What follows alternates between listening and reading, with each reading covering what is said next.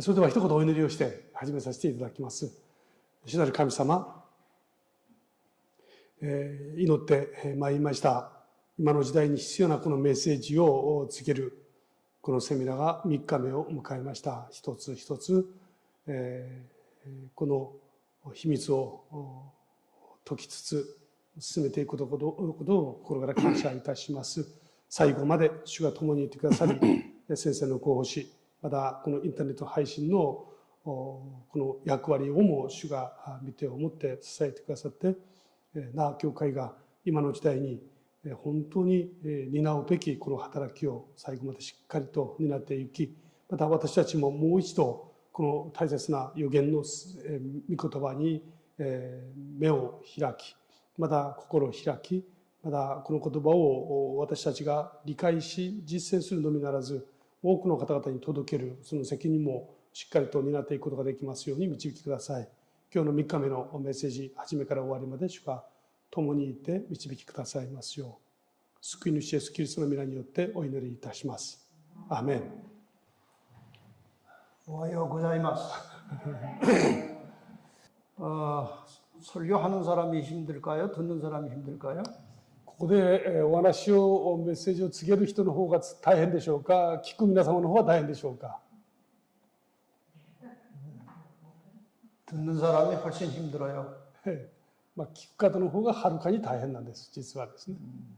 긴 시간 어려운 강의하는데 여러분들 잘 졸지 않으시고 잘 들어주셔서 하나님께 감사합니다. この難しいですね、しかも長いこのメッセージを居眠りせずにですね、しっかりと聞いてくださって本当に感謝いたします。 오늘도 졸지 마시고 잘 들으시기 바랍니다. 今日も居眠りせずにですね、ちゃんと聞いていただきたいと思います。 하나님께서 왜 예언의 말씀을 주셨을까요? 神様はなぜ預言の言葉をくださったでしょうか。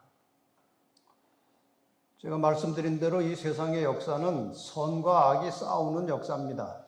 すでに申し上げておりますように、この世の歴史はですね、善と悪の戦いの歴史なんですね。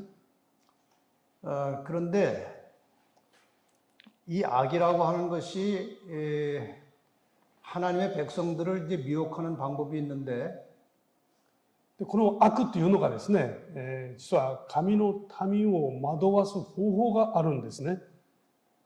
양의 탈을 쓴 모습으로, 양의 탈을 쓴 이리로 다가오기 때문에 겉만 봐가지고는 잘 사탄인지 천사인지 잘 몰라요.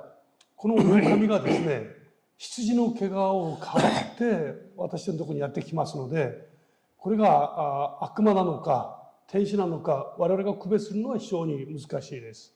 그래서 사탄이 아주 교묘한 방법으로 하나님을 믿는 사람까지 다 이렇게 미혹해 가기 때문에 웬만한 사람은 거기에서 그걸 알아차리고 끝까지 진리만 따라가기가 쉽지가 않아요.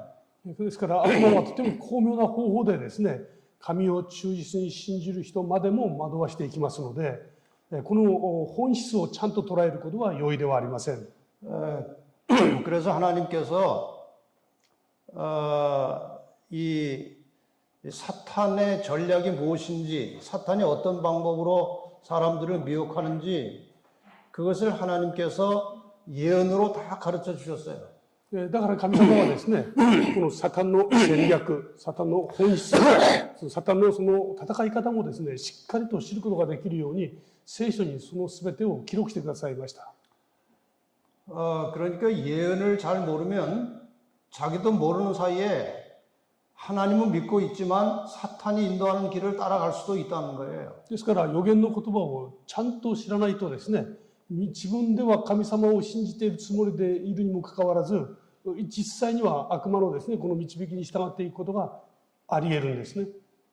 그래서 하나님께서 예언을 통해서 우리들에게 자세하게 이제 길을 다 가르쳐 주셨는데, だからこそ神様は預言を通して私たちに進むべき道をちゃんと示してくださいました。 근데 상징을 많이 사용했기 때문에 잘 모를 수 있어요, 보통 사람들이. しかしそれらの言葉がですね、非常に象徴的なものとして記されていますので、人々がなかなかそれを本質を捉えにくいということも事実です。 왜 하나님께서 이 상징을 쓰셨을까 한번 생각해 보세요.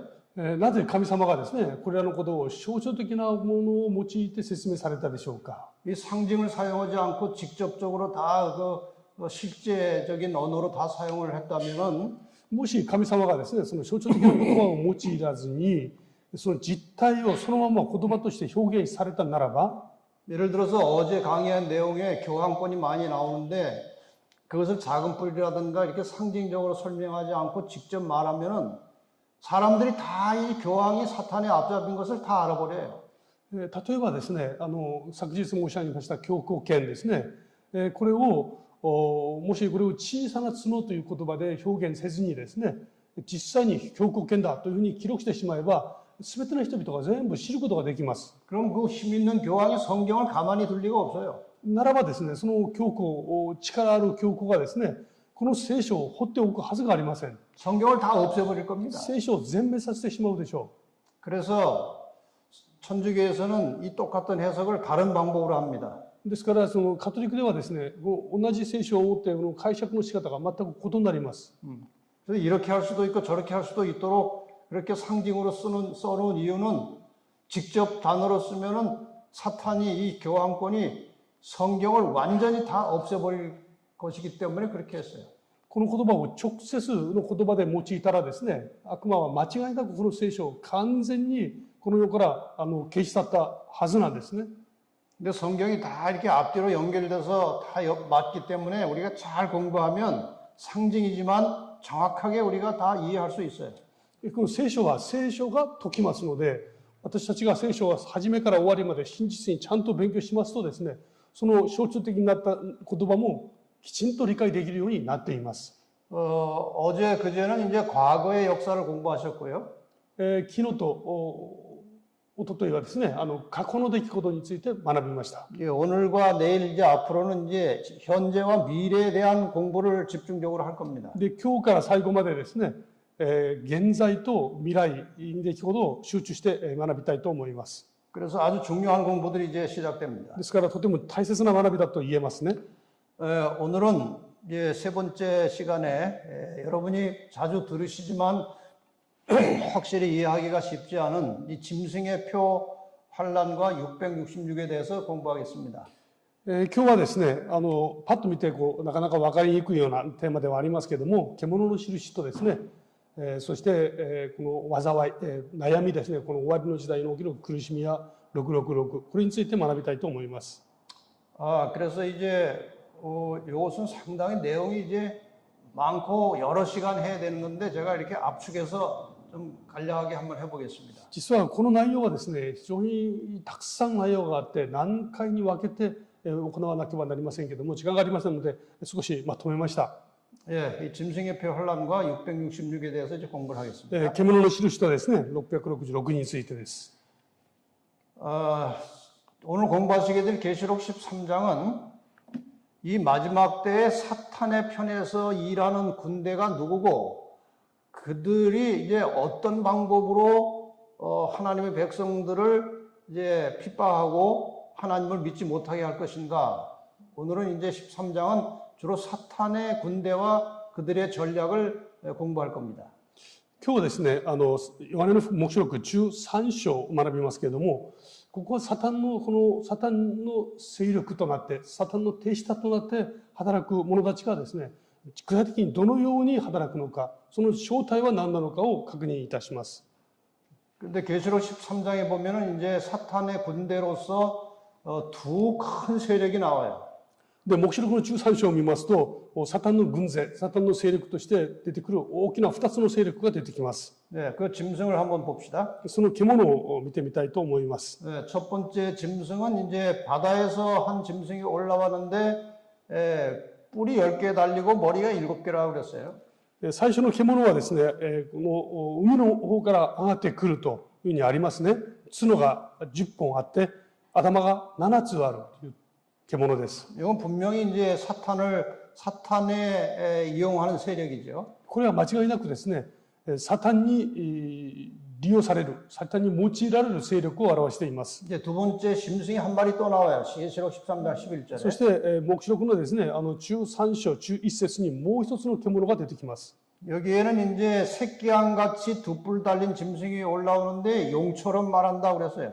でこの獣はですね、子羊のような姿をしているけれども、竜のように喋る、語るという獣ですね。 이거 이상하지 않습니까? ちょっとこれ不思議な動物ですね。 생긴 것은 양처럼 생겼는데 この姿は子羊なんですけども、 용의 말을 하는 것입니다. 竜のように語るわけです。 도대체 이게 어느 나라냐 이거예요. これがどの国なんだろうかということですね。 그런데 이미 뭐 공부하신 대로 내 짐승은 내 왕이라고 그랬어요. もう実際に学ばれましたけども、4つの獣は4つの王であるとあります。 네. 그러니까 이 두 마리 짐승은 어느 국가적인 세력을 가리키는 거예요. ですからこの2頭の獣はですね、ある国家的な勢力を表しています。 예, 오늘 두 마리 짐승에 대해서 공부를 좀 하려고 합니다. 今日はこの2頭の獣について学びたいと思います。 자, 이제 첫째 짐승에 대해서 좀 상세하게 공부하겠습니다. 最初にですね、最初の獣について詳細に確認します。 조금 더 자세히 보겠습니다. 詳細に見ていきますと、 큰 읽어보세요. 私はまだ1頭の獣が海から登ってくるのを見た。それには角が10本、豹に似ており、その足は熊の足のようで、その口は獅子のようであった。竜は自分の力と位と大いなる権威とを、このという文字が間違ってますね。この獣に与えた。失礼いたしました。 아주 복잡하게 생겼죠? とても複雑な獣ですね。 뿔이 10개 달렸고 角が10本ありますね。 표범처럼 생겼는데 豹に似てます。 발은 곰발이고 足は熊で、 입은 사자입이고 口は獅子ですね。 참 복잡하죠. とても複雑な獣です。 근데 누가 힘을 권세를 줬다고 그랬습니까? 誰が力を与えたでしょうか。 용이 이 짐승에게 힘을 줬다, 권세를 줬다고 그랬어요. 竜がこの獣にですね、権威を与えたというんですね。 이 용은 사탄입니다. 竜はサタンです。 여기 나온 짐승은 사탄이 이용하는 어떤 세력이에요. ですからここに出てくる獣はこのサタンによって用いられる獣です。 자, 다시 보겠습니다. 사자 입이고 곰발이고 표범처럼 생겼고 뿔이 10개 달렸고 ここ見てみますとですね、獅子のようで足の熊がですね、そして姿は豹で、そして10本の角があるんですね。 어제 공부한 거 생각나십니까? 昨日学びました。思い出されますでしょうか。 어제 다니엘 7장에 나오는 짐승이 여기 한꺼번에 다 나왔어요. 昨日ダニエル書7章で学んだものがここに全部出てきました。 그러니까 다니엘 7장에 나온 네 마리 짐승을 하나로 합쳐놓은 거예요. ですからこのダニエル7章に出てくる4頭の獣を一つにしているわけですね。 그래서 이 13장 이 첫째 짐승은 이름이 없기 때문에 이 네 마리 짐승을 하나로 합쳐놓은 복합 짐승이다. 그렇게 이름을 짓겠습니다. ですからこの黙示録の13章の獣はですね、名前がついてませんので、黙示録13章のこの獣は4つの獣が複合してできた獣という名前をですね、つきます。 그런데 이 네 나라 다음에 마지막으로 올라온 또 하나의 큰 힘이 있었는데 그것이 작은 뿔이었어요. ところがですね、この4つの国の後に出てくる小さな勢力がありますね。この竜のように語る小さな角ですね。 그런데 어제 공부하실 때 그 작은 뿔에 대해서 다 죽은 것 같았는데 작은 뿔은 생명이 보존되어 있다고 그랬죠. 昨日確認いたしましたね。この小さな角がひどい傷を負って死んだと思われたが生き返ったということを確認いたしました。 다시 살아난다는 말이 작은 뿔이. ですからこの小さな角が蘇ってくることを表してますね。 근데 다시 살아날 때는 더 이상 이제 작은 뿔이 아니고 굉장히 큰 짐승으로 나타난다는 말인데 ところがこの小さな角がですね、蘇るときは小さな角ではなくて恐ろしいとんでもない勢力を持ったものとして出てくるわけです。 이 네 마리 짐승을 합쳐놓은 그런 모습으로 나타나는 で 겁니다. その姿が4頭の獣を合わせた一頭として巨大な力を持って出てきます。 이런 뜻을 가지고 있어요. 네 마리를 합친 것은. これはこのような意味を持ちますね。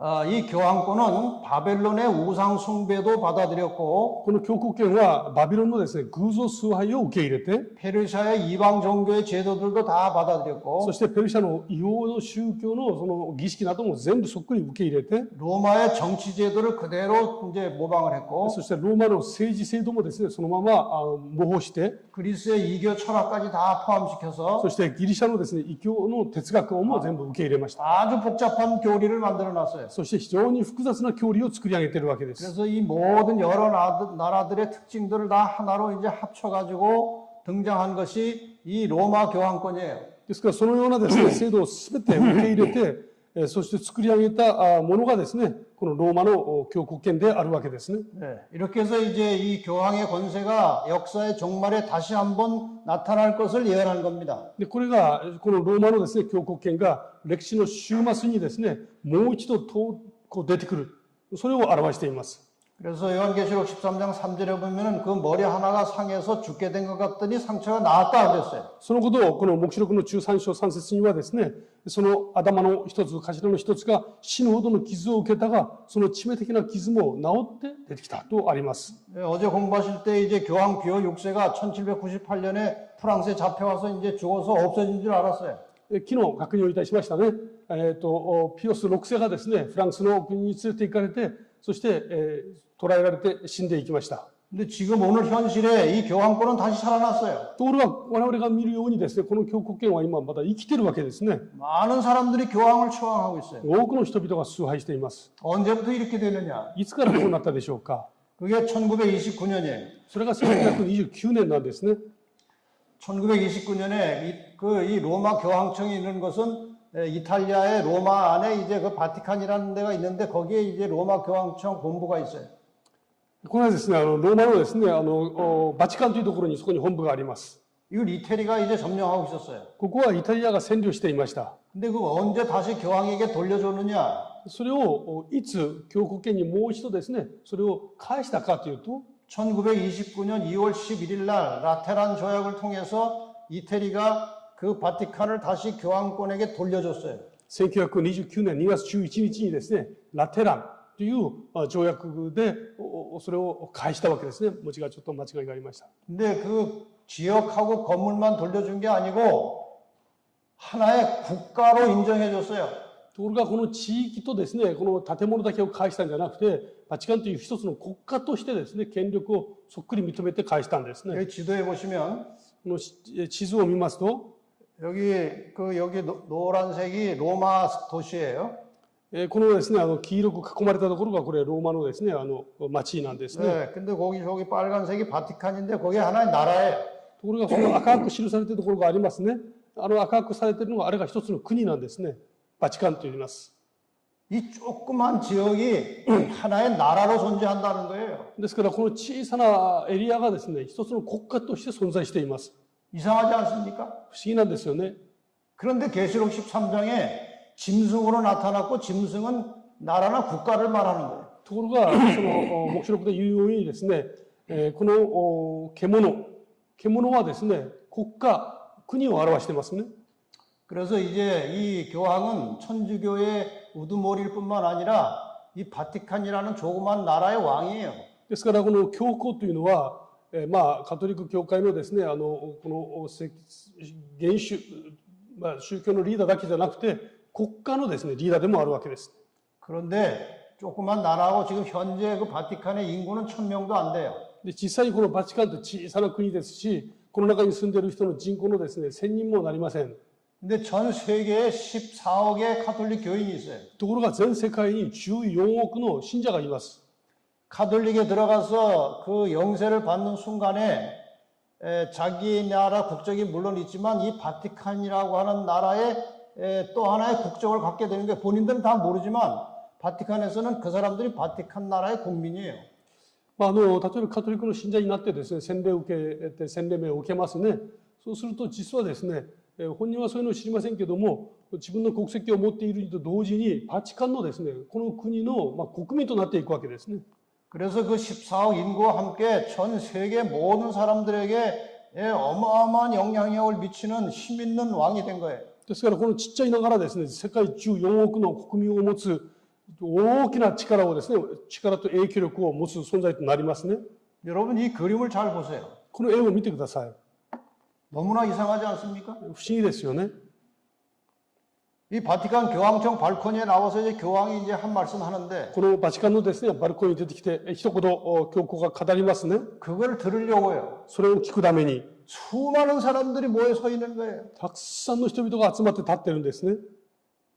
저기 뭐 외국 관광객이 얼마나 많겠어요. ここにですね、大勢のこの観光客が今含まれています。 온 세상이 그를 따르고 있어요. 全世界の人々がですね、彼に従っているんですね。 그런데 계시록에 이렇게 될 거라고 예언이 되어 있단 ところ 말이에요. が、黙示録にはですね、このことを予言しています。竜自身の力と位と大いなる権威とをこの獣に与えた。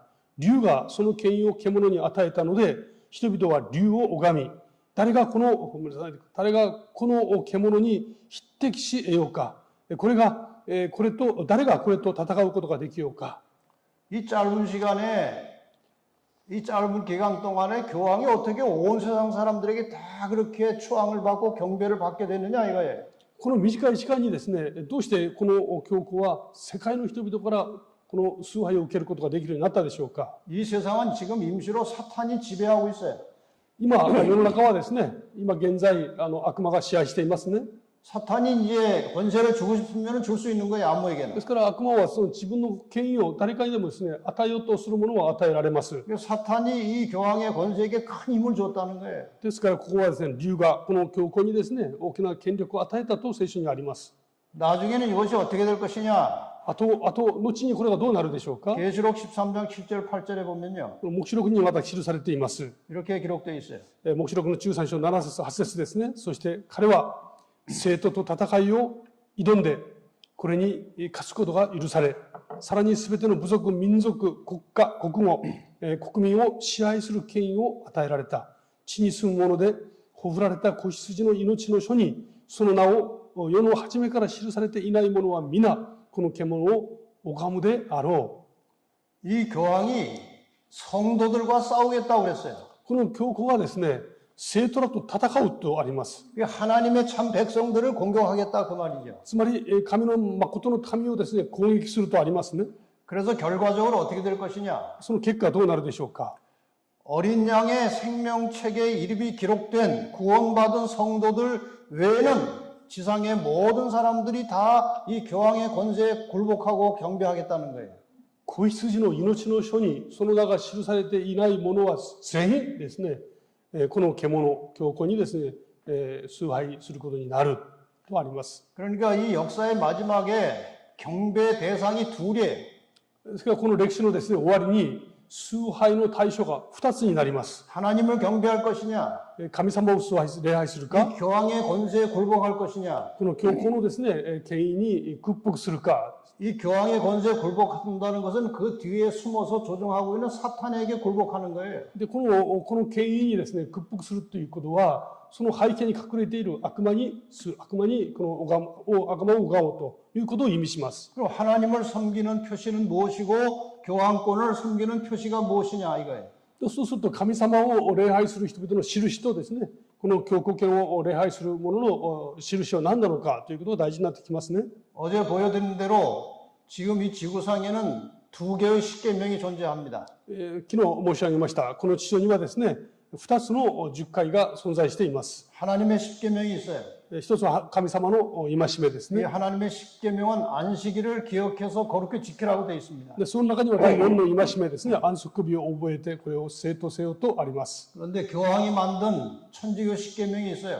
そしてもう一つですね、カトリックが作ったその十戒があります。 거기에는 세 번째 계명에 주의를 지키고 그렇게 되어 있어요. そこには 3番目ですね、主の日を守りなさいとあります。 이 지구상의 마지막에 두 무리가 있을 것인데 この終わりの時代にはですね、2つの群れと分かれます。 어린 양의 생명책에 이름이 기록된 구원받은 자들이 있어요. この子羊のですね、命の書に救われた名前が記された人々がいます。 그들이 지키는 계명은 십계명입니다. 하나님의 십계명이에요. 彼らが守るですね、戒めはこの10回ですね。 저쪽에 교황을 섬기고 숭배한다는 표시는 무엇이냐? 교황이 만들어 놓은 교황의 자기의 권세로 하나님의 계명을 바꿔 놓은 주일에 예배 드리는 것은 그건 교황권의 힘에 굴복한다는 뜻이에요. そしてこのカトリックの10回にですね、記されている戒めを守るということは、これは獣をですね、強硬にその屈服することを意味します。 야, 이렇게 해서 이 지구 역사의 종말에 온 세상 모든 사람들은 이것이냐 저것이냐 둘 중에 하나를 선택해야 됩니다. ですから終わりの時代、人々はですね、どっちかを選ぶ選択せざるを得なくなります。 안식일과 하나님을 선택할 것이냐, 安息日と神様を、誠の神様を選択するのか、 일요일에 굴복함으로 교황권에게 이제 경배할 것이냐. この日曜日礼拝することによって教皇権にですね、屈服するかです。 이 일을 이제 우리는 결국 선택을 해서 자기의 운명을 결정하는 것입니다. このことを通して選択し、そして運命を決定づけることになります。 그런데 이것을 말로 해서 안 들으면은 힘으로 해야 돼요. ところがこれはですね、言葉でイメージしてそれに従わなければ力が加わることになりますね。 그 엄마들의 아이들한테 뭐 이렇게 시키고 뭘 이렇게 하라고 해서 말로 하다가 안 되면은 나중에는 회초리를 때려요. でも親がですね、子供にこれしなさいと言いますけども、それに聞き従わない場合はですね、最後は鞭を持ちますね。 마찬가지로 이 교황도 일요일에 다 예배하고 나에게 경배하라고 이제 말로 하다가 안 되면은 그 다음에 무력을 써야 돼요. ですからこの教皇もですね、最初はこの獣を拝みなさいというふうにですね、命じますけども、それに従わない場合はいよいよですね、力が出てくるんですね。 근데 바티칸이라고는 조그만 나라는 군사가 없어요. ところがバチカンという小さな国に軍隊を持ちません。 그래서 사탄이 말을 안 들을 경우에 무력으로 해야 되는데 이 교황의 말을 안 들으면 무력으로 이제 옆에서 도와줄 또 하나의 짐승을 출현시켰어요. ですからこの教皇はですね、が命じた時に人々が聞かなければなりませんけども、力がないわけですね。ですからこの力を発揮してくれるもう一つの獣がですね、必要になってきますね。 그것이 두 번째 짐승이에요. 이게. それが第2の獣となってくるわけです。 다시 한번 봅시다. もう一度確認します。私はまた他の獣が地から登ってくるのを見た。それは子羊のような角が2つあって、竜のようにものを言う。ちょっと言葉がいろいろと間違えました。すみません。 네. 새끼양같이 올라왔어요. この子羊のようなですね、スカスで出てきました。 그 용처럼 말한다고 그랬어요. 竜のように語るとありますね。 모양은 생긴 것은 양인데 姿は羊ですね。 양은 예수님을 상징하는 そして 것인데 羊はイエス様を象徴するものなんですね。 나중에는 용처럼 사탄처럼 말한다는 거예요. ところが最後はですね、この竜のように、悪魔のように語るとあります。 그래서 제가 그림을 좀 바꿨어요. ですから私はこの絵を少し変えました。 이런 그림이에요. こんな絵に変えました。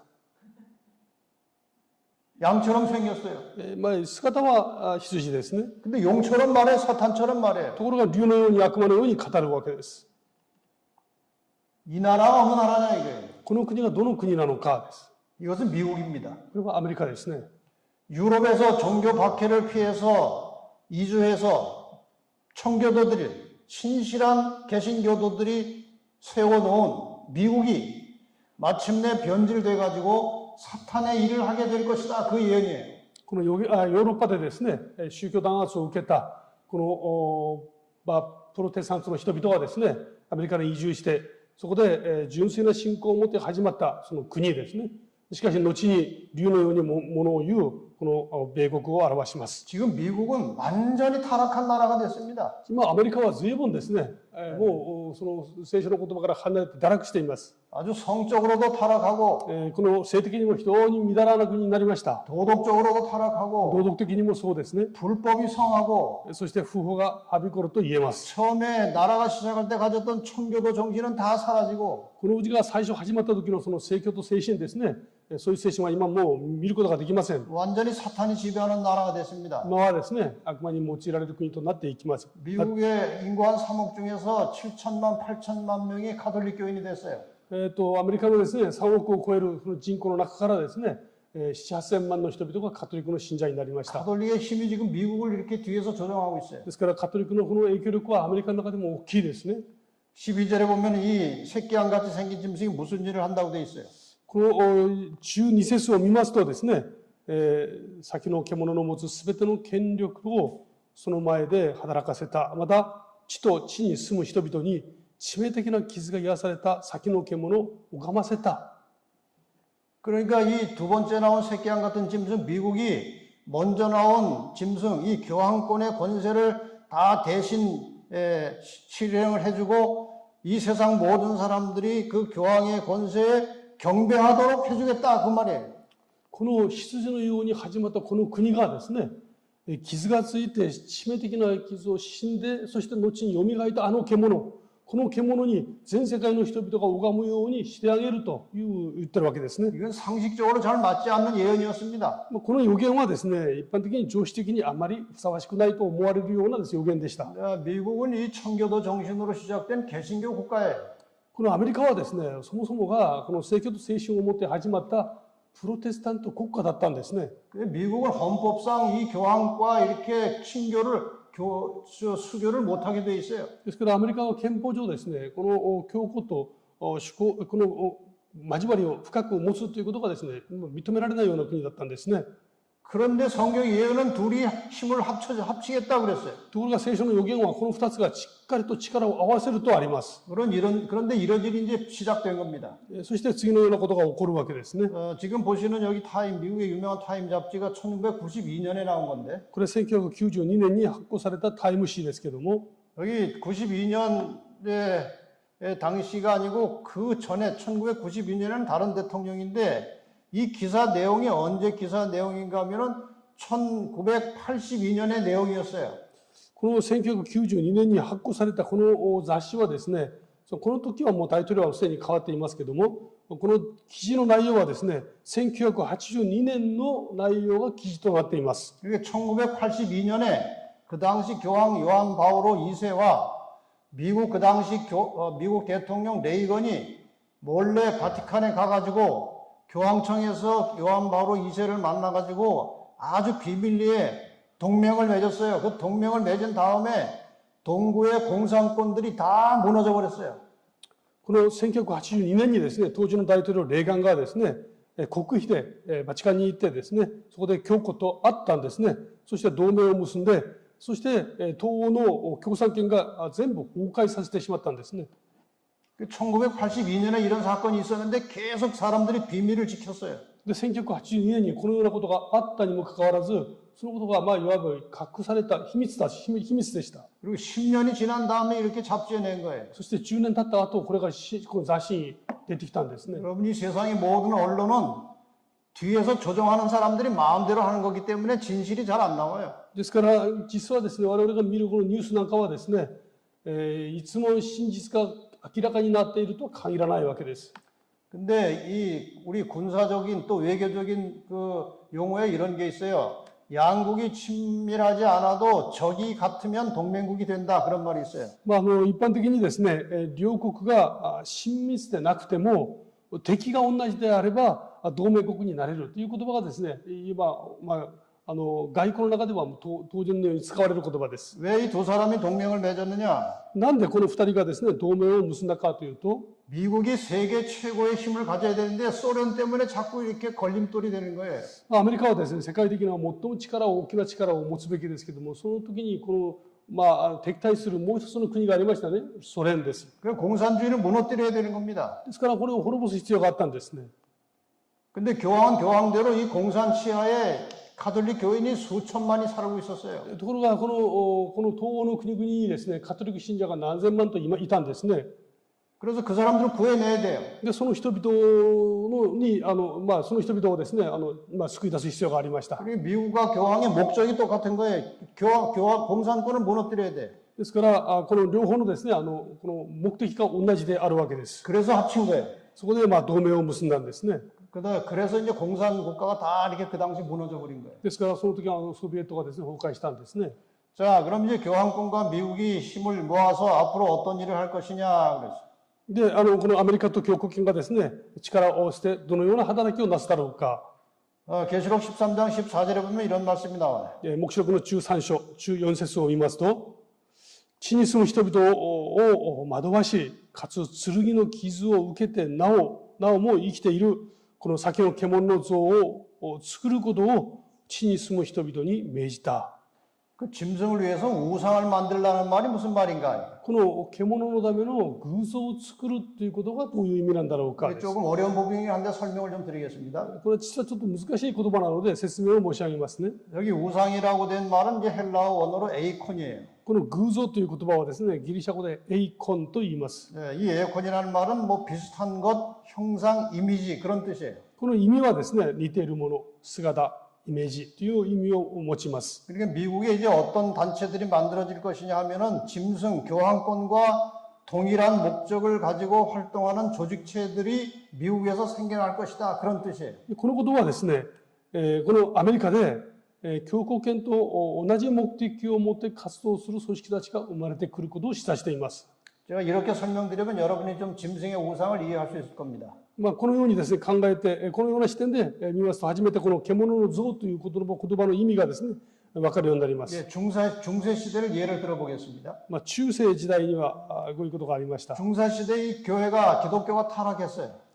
中世時代ですね、キリスト教が堕落しました。 이 타락한 기독교하고 로마의 정치가 이렇게 합쳐지면서 で、そことですね、ローマの政治が一致合併していきますね。 여기에서 태어난 게 가톨릭이에요. で、ここで生まれたのがカトリック教会です。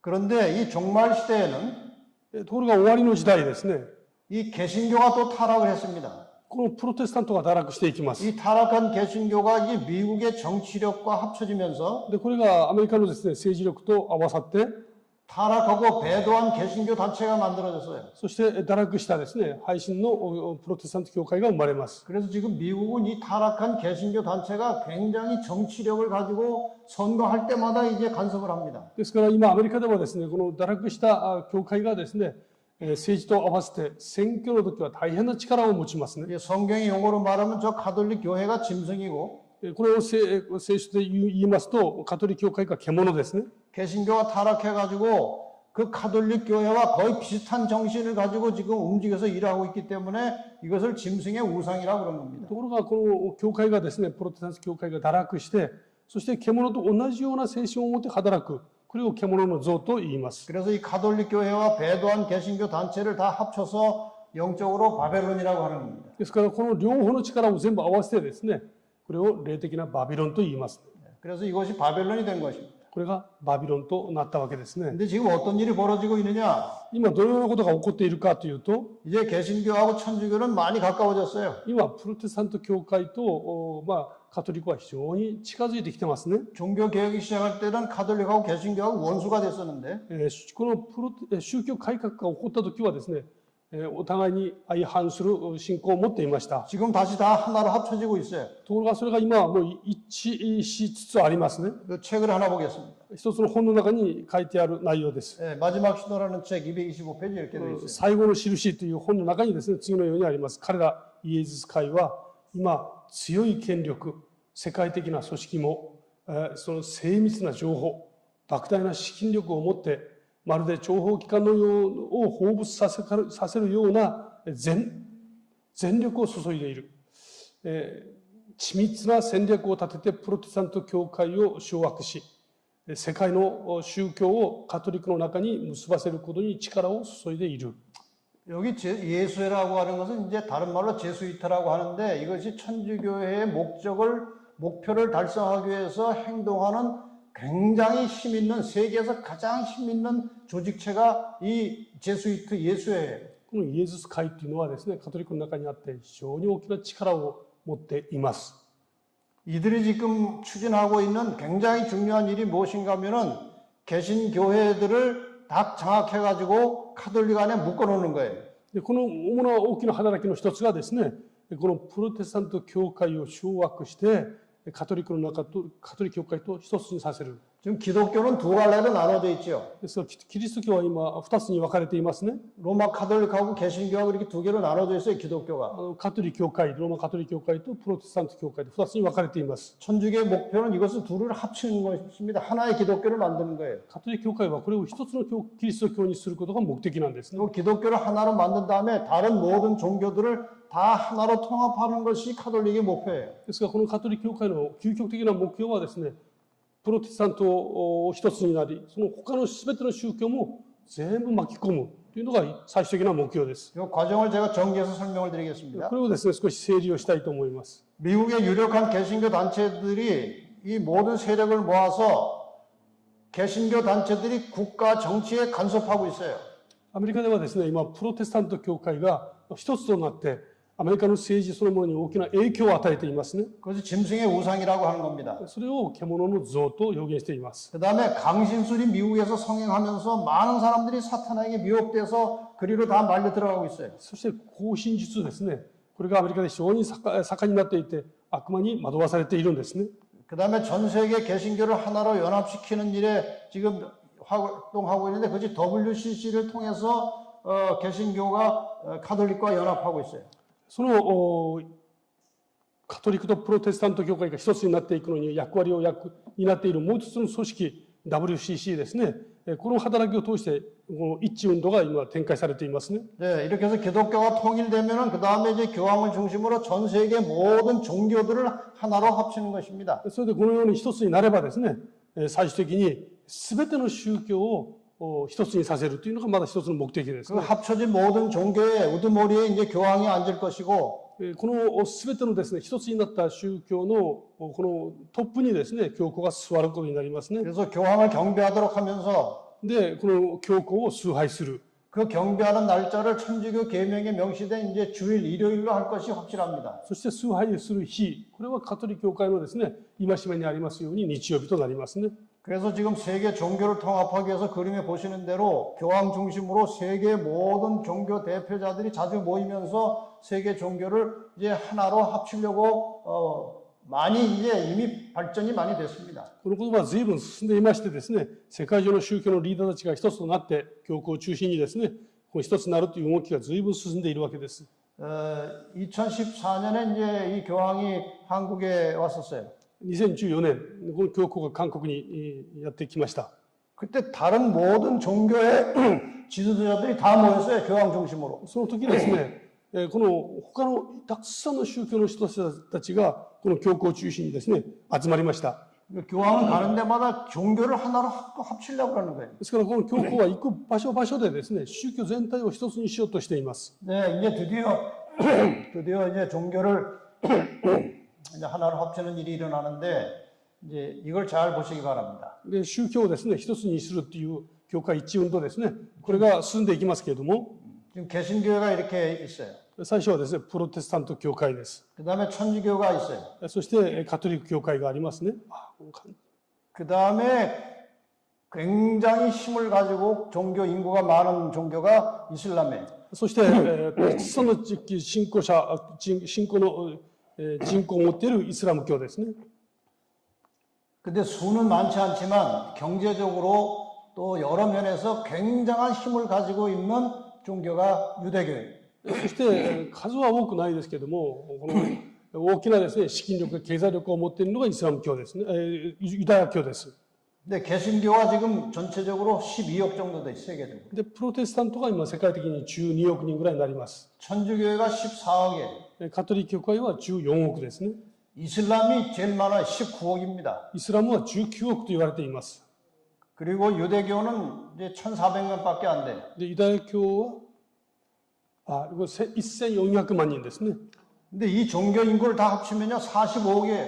ところがこの全部合わせるとですね、45億になります。 세계 인구의 절반이 훨씬 넘어요. 世界人口のですね、半分をはるかに超えますね。 이 종교들이 합쳐 놓으면 굉장한 힘을 가지게 되는 거예요. ですからこの宗教が一つになりますと、莫大な力を持つことになります。 그래서 이미 이제 이 교황의 권세가 개신교는 거의 다 하나로 묶어서 하나의 기독교로 만들고 있어요. ですからこのプロテスタント教会はですね、随分今も一致運動が進んでいますね。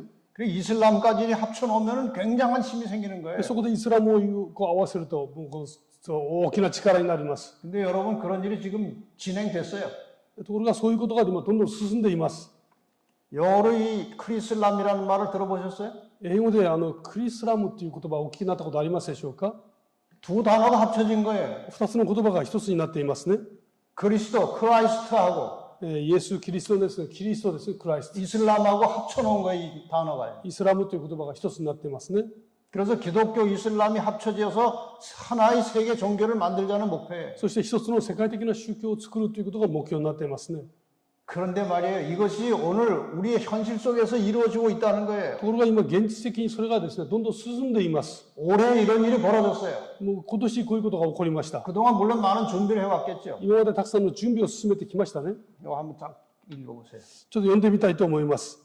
2019年2月4日、アラブ首長国連邦アブダビでカトリックフランチェスコ教皇とイスラムのアメドエルダイ部下アブラハムファミリーハウスで建築を合意して宗教統合と和解のための共同宣言文が発表された後、この年の秋にファミリーハウスを着工した。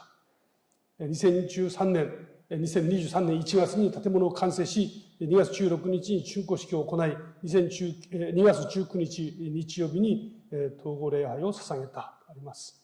여러분, 아랍에미리트는 이슬람 국가예요. アラブエミリトはこれイスラム教国家ですね。 거기 수도가 아부다비. そこの首都がですね、アブダビです。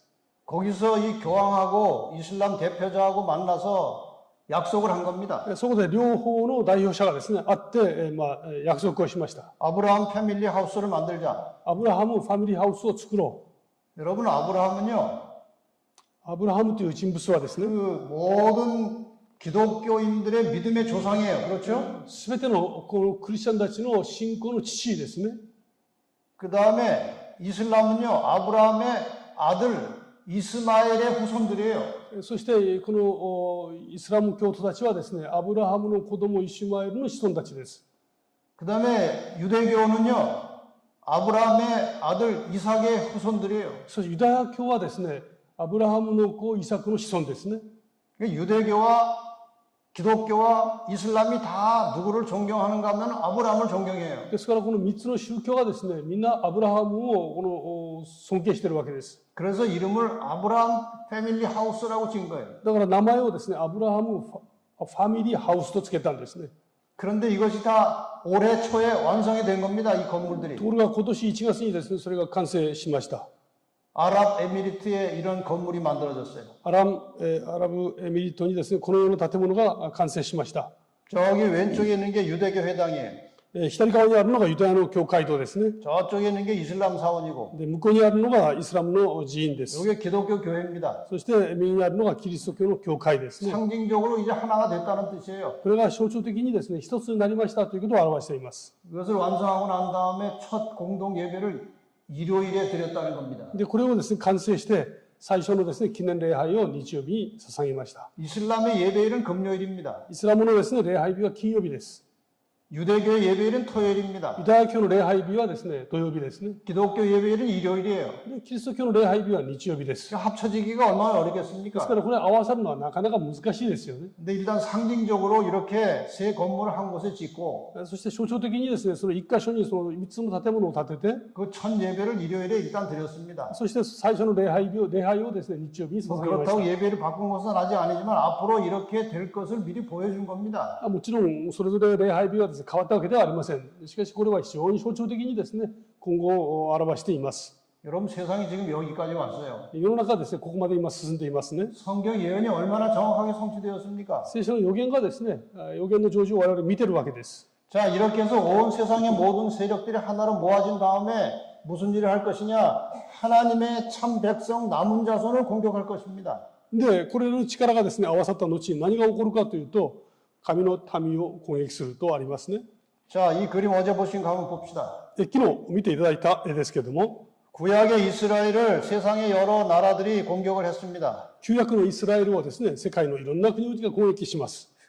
신약의 교회와 성도들을 이제 교황권이 공격을 했습니다. そして新約のですね、教会を教皇権が攻撃してきました。 교황권이 1798년에 일단 망했어요. で、この教皇権がですね、1798年に一回、滅びるわけですね。 그 이후에 1800년대 남은 자손이 이 땅에 태어났습니다. 하나님의 그때- 계명 지키는 남은 자손들이 태어났어요. その中からですね、神様の戒めを守る神様の残りの民が生まれます。 이 자손들을 과연 누가 공격도 할 것이냐 이거예요. ところがこの残りの民を誰が攻撃するんだろうかです。 이게 이제 계시록 13장에 나오는 이 두 짐승이 힘을 모아서 세상을 하나로 연합시켜서 남은 자손들을 공격할 것인데 で、これがですね、黙示録の13章ですね、出てくる獣と二頭の獣がですね、力を合わせて残りの民を攻撃するわけですよ。 그것이 이제 교황권과 미국을 합쳐서 세상이 이제 하나가 돼서 하나님의 백성들을 공격할 것이다 그 말이에요. それが教皇権とですね、アメリカ、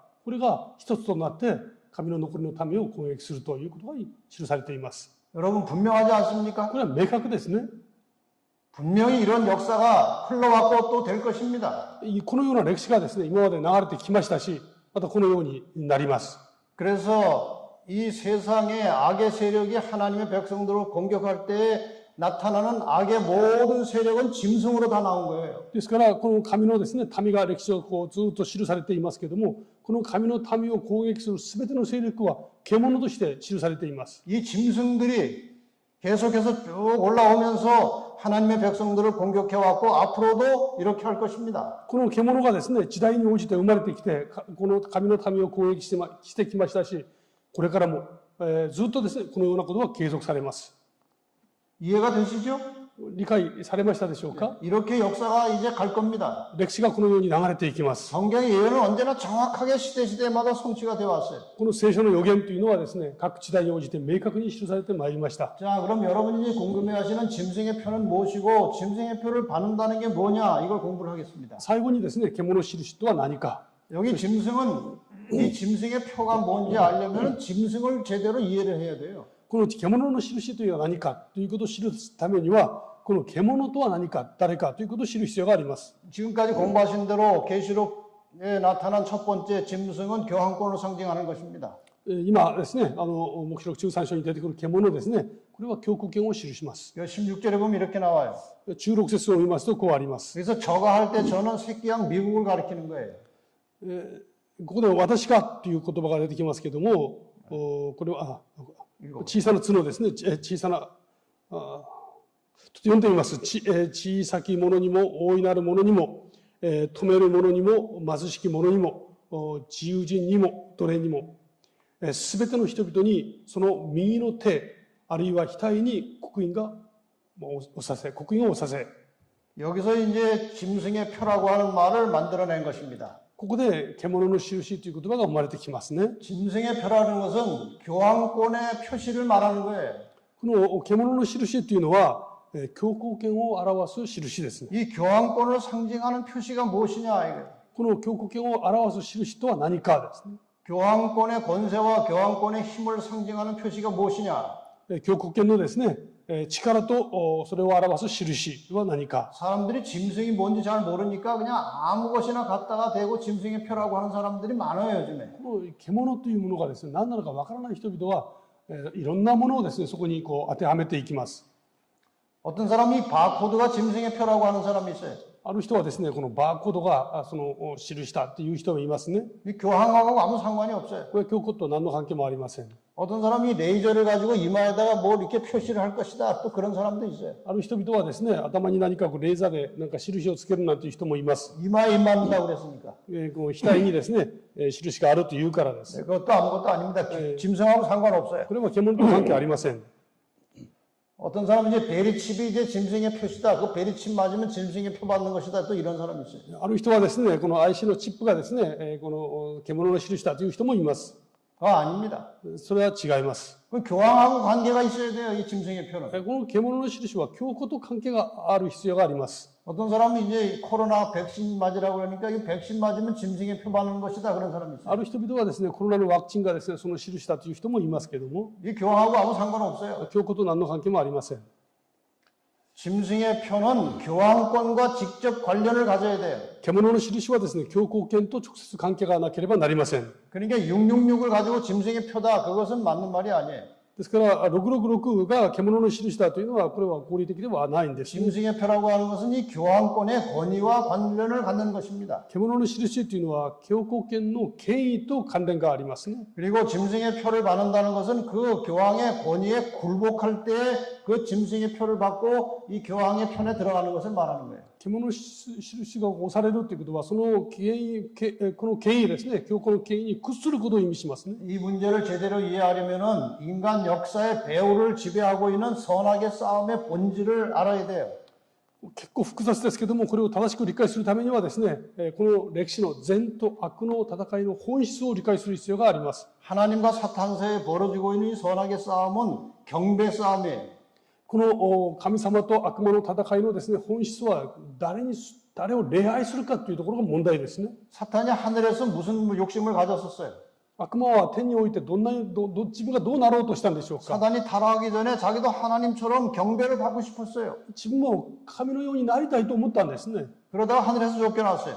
そしてそこから追い出されました。 이 땅을 이제 사탄이 점령한 다음에 사탄이 자기도 이제 신이 돼가지고 경배를 받고 싶어요. で、このサタンがですね、自分も神のようになってですね、この崇拝を受けようとしたんですね。 경배를 얼마나 받고 싶었던지 예수님한테도 자기한테 경배하라고 그랬어요. この自分が崇拝されたいためにですね、イエス様の前でもう私にひれ伏しなさいとこう言ったんですね。 사탄이 예수님 시험할 때 세 번째 마지막에 나한테 경배하면 이거 다 주겠다고 그랬잖아요. この悪魔が断食をされたイエス様の前に来てですね、私にひれ伏したらこれ全部あげるなんて言ったんですね。 그리고 경배 싸움의 쟁점은 율법에 대한 것입니다. そしてこの崇拝のですね、争点は律法と関係がありますね。 그래서 사탄은 사람이 하나님의 법을 지키는 것은 불가능하기 때문에 폐지해야 된다. 그렇게 사탄이 주장해요. サタンはですね、人間が神様に従うことは不可能なので、律法は廃棄すべきだと主張します。 그래서 오늘날 많은 사람들이 사탄이 이제 사람들을 충동시켜서 계명이 자꾸 폐했다고 얘기하는데 계명은 절대로 폐하는 게 아니에요. 結構多くの人々がですね、この時代、神様の戒めは廃棄されたという人がいるんですね。神様の律法は決して廃棄されるものではありません。 여러분 계명이 폐했다면 계명에 적혀 있는 우상을 만들지 말라. 우상 섬겨도 괜찮아요. 계명이 폐해지면.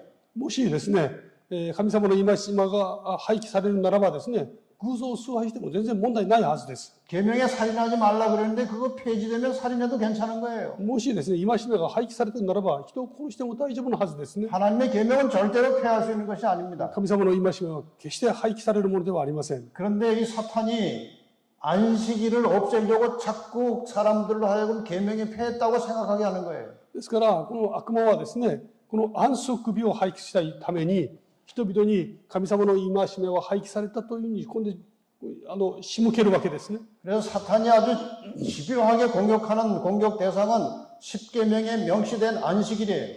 ですから、サタンがですね、集中的に攻撃する戒め、これは第4の戒めなんです。 그래서 사탄이 이 종교 암흑 시대의 교황권을 통해서 십계명에 명시된 안식일을 폐하고 하나님의 계명도 바꿨어요. ですから、この悪魔はですね、宗教のこの暗黒の時代と言われる時代に、教皇権を用いてですね、この第4の戒めである安息日を変えてしまいました。 이 교황은 무엇을 가지고 자기가 최고의 권위가 있다고 생각하는지 한번 살펴봅시다. この悪魔はですね、自分の持っている権威をどのように表しているのかを見てみたいと思います。 아까 말씀드린 대로 사탄은 교황권을 통해서 안식일을 폐하고 그것을 주일로 대체했습니다. サタンはですね、この安息日を廃棄し、そしてこの日曜日にですね、変えていたんですね。それを主の日と命じています。 그리고 교황권은 하나님의 십계명을 변경시킨 것을 가지고 그만큼 자기가 권위가 있다고 말하는 거예요. そして教皇権はですね、この安息日を廃棄して日曜日に変えたということを自分の権威の象徴としています。 그래서 사탄이 하나님의 계명을 바꿔놓기 때문에 사실 하나님보다 더 자기가 높은 곳에 올라간 것입니다. 悪魔がですね、神様が定めておかれたその律法を変えることを通してですね、自らが神より上に立つことができると主張しているわけです。 그래서 사탄을 법왕이라고도 하는 거예요. ですから悪魔をですね、法の王とこういうふうに呼んでいるわけですね。 그 다음에 실제로 이 교황이 한 말 중에 하나가 이겁니다. そして教皇が語った言葉の中が一つがこれです。 교황은 때를 변개하고 법을 폐기하고 모든 것을 심지어는 그리스도의 교훈까지도 삭제할 권세가 있다 이렇게 하는 거예요. この教皇はですね、時を変え、律法を破棄し、すべてをさらにキリストの教訓まで使途、削除する権利を持つと主張しています。 이것은 어제 본 것이지만 그냥 제목만 보겠습니다. 그래서 이 사탄이 하나님의 법도 바꿀 수 있는 힘이 있다고 생각하기 때문에 이 교황권을 통해서 이제 이 일을 한 것인데 하나님의 안식일을 지키라는 말을 주일을 지키라는 것으로 바꿨어요. この詳細です。昨日確認した言葉ですけれども、悪魔がですね、自分の力があるということをこのような形で記していますね。カトリック教会が土曜日を日曜日に変えましたわけです。 그리고 이렇게 바꿔놓은 것을 자기가 굉장히 힘 있는 이제 권세자라는 그런 것을 상징하고 있어요. で、この神様の立法を変えましたから、変えることができたということを自分の力の権威としています。 자, 이것은 오래전에 이제 캐나다에서 나온 문서예요. これはだいぶ昔ですね、カナダから出てきた文書です。 자, 이것을 이제 번역해 놓으면 이런 내용입니다. これを翻訳しますとですね、次のようになります。 교회는 성경 위에 있다 이거겠어요. これは教会は聖書の上にある。そして安息日遵守を土曜日から日曜日に移したことこそが、この事実に対する確固たる証拠である。 교회가 가톨릭 교회가 성경보다 위에 있다는 거예요. カトリック教会がですね、聖書より上にあると言っています。 그 증거가 무엇이냐? その証拠は何かというと、 성경에 안식일을 지키라고 되어 있는 것을 일요일로 바꿨기 때문에 교회가 성경보다 더 위라는 거예요. この聖書が語る土曜日を教会が日曜日に変えたので、教会が聖書の上にあるんだと主張しています。 그리고 천주교 문서에 이렇게 기록이 나옵니다. そしてカトリックの文書にですね、次のようにあります。聖書は安息日を覚え性別せよと教える。しかしカトリック教会は告げる。いいえ、私は私の神聖な権威をもって安息日を廃し、週の第一日を性別するように命じる。見よ、全世界、文明世界が聖なるカトリック教会の命令に謙虚に屈し、従っている。 전 세계가 다 일요일에 지금 휴무를 합니다. 대체로. 世界的にですね、大体もう日曜日は休みになっています。 법으로 아직 강요하진 않지만 일요일에 대개 다 쉽니다. 法律でですね、それを強要しているわけではありませんけれども、みんな土曜日、日曜日は休みに公になっています。 이것을 가지고 전 문명 세계가 천주교의 명령에 공손히 굴복한다 이렇게 생각하는 で 거예요. これをですね、全文明世界がカトリック教会の命令に従っているんだと言っていますね。 2014년에 미국의 폭스 뉴스에 이런 내용이 나왔습니다. そして、2014年ですね、フォックスニュースに次のようにあります。 교황이 이제 이렇게 말하는 거예요. 教皇の言葉ですね。 교황이 이렇게 말합니다. 教皇が言った言葉です。日曜日に働くのは家族と友人関係に否定的な影響を与える。人生の最優先順位は金銭ではなく人でなければならない。 그 다음에 앵커가 다시 이렇게 얘기합니다. それについてアンカーはですね、次に言いますアナウンサーがですね、フランシスコ教皇は誰もが日曜日を守るべきだとおっしゃっています。多くの人々はもちろんのこと、夕方のニュースまでも教皇の言葉に同調しています。教皇は家族、友人、そして神のために日曜日を過ごすことこそが真の自由と言っています。もし言い換えれば、6日間働き、日曜日もさらに働くのは生活に否定的な影響を与えるということです。 교황은 이제 서서히 세계를 향해서 일요일을 그냥 자율적인 휴식이 아니고 강제로 법적으로 완전히 아무것도 하지 못하도록 휴식해야 된다. 이것을 계속해서 지금 강조하고 있어요. このようにですね、日曜日は単なる休みではなくてですね、このことがちゃんと守られるその目的を持って人々に徐々にですね、これを注入し始めています。 마침내 이제 이것이 세계적인 법령으로 시행이 되기 시작하면 그것을 우리는 일요일 휴업령이라고 하는 거예요. やがてこれが法律化されればですね、それを我々は日曜休業令と呼ぶことになりますね。 처음에는 일요일을 쉬자고 하는 내용이 상당히 건전하게 느껴집니다. 最初はですね、日曜日休みましょうというのはとても健全に響きます。 일요일 날 우리 다 같이 전 세계가 휴식하면 그 쉬는 날 가족끼리 같이 모여서 화목하고 같이 손잡고 교회 가면 얼마나 좋느냐. 日曜日全部休んでですね、そして家族がみんなその良い関係を保ってですね、それから教会に行ったら素晴らしいですね。 그다음에 일요일 날 다 쉬면은 폭력이나 죄가 많이 범죄가 감소될 것이다. 日曜日みんな休むならばですね、暴力やその事件も随分少なくなるはずです。 일요일 날 다 쉬면은 그 자동차가 안 움직이고 쉬면은 에너지가 얼마나 많이 절약되느냐. 日曜日全部休んでしまえばですね、車なども動きも全部止まりますし、エネルギーも非常に無駄にすることが減ります。 그다음에 공해도 많이 없어지고 그다음에 탄소 배출도 적어지고 얼마나 좋으냐. 公害の問題も解決しますね。今時期的に環境の問題ありますね。これにもっといい影響を与えます。 그래서 일요일을 자꾸 좋은 날로 미화시키는 것입니다. 日曜日は素晴らしい日としてですね、今美化させていきますね。 근데 이러한 달콤한 말을 통해서 사람들이 다 이제 미혹이 돼서 넘어가지고 전 세계적으로 일요일을 강제로 쉬는 날이 딱 돼버리면 이제 그때부터는 태도가 달라지는 겁니다. で、全世界の人々がこれに強調して、なるほど、そうだと思って、世界の人々が日曜日を全部休みにしていけば、それから変わります。 우리 교회 증언 책에 보면 거기에 대해서 이렇게 기록되어 나옵니다. 教会の証にですね、このように、あります。日曜日運動は、今日密かにその道を備えている。指導者たちは問題の真相を隠しており、その運動に加わる多くの人々は、その運動の底流がどこに向かって流れているのかを悟らずにいる。この公の言葉は柔和でクリスチャンらしく見えるが、それを語るときには竜の精神が現れるのである。 그러니까 일요일 운동을 주장하는 사람들은 그 원래 목적은 뒤에 숨기고 좋은 것만 자꾸 앞에 내놓습니다. ですから、この日曜日の運動をですね、主張する人々は、本来のこの本質は隠してですね、とても良いものをこう訴えていきます。 그런데 이것이 이제 법으로 만들어지고 시행이 되면은 사탄의 정신이 나타날 것이다 그 말이에요. で、これがですね、いよいよこの法的に制定されますと、それからいよいよですね、その竜の精神が出てきます。 오른손이나 이마에 표를 바른다는 게 뭐냐 이거. で、右の手と額に印を受けるとはどういう意味なのか。 성경에서 이 오른손은 행동을 말합니다. 聖書でこの右の腕というのはですね、行動を表します。 오른손이 한 일을 왼손이 모르게 하라 그런 말 있죠. 右の手がしたことを左の手がわからないようにしなさいという言葉がありますね。 그러니까 오른손은 행동을 상징하는 말이에요. 右の手はですね、これはその人が行う行動を象徴します。 그러니까 오른손에 표를 바른다는 게 무엇이냐? ですから右の手に印を受けるとは、 일요일 강제 휴업법을 마음으로는 인정하지 않더라도 무서워서 강요에 의해서 그 법을 따르는 것을 오른손에 표 바른다는 거예요. 右の手に印を受けるというのはですね、日曜休業令を心から認めることはなくても、結局そこにですね、仕方なく従っていく人々のそのことを表していますね。 이마에 표를 바른다는 게 뭐냐? 額に印を受けるとは、 요 이마 밑에는 대뇌가 있습니다. この額の下にはですね、脳がありますね。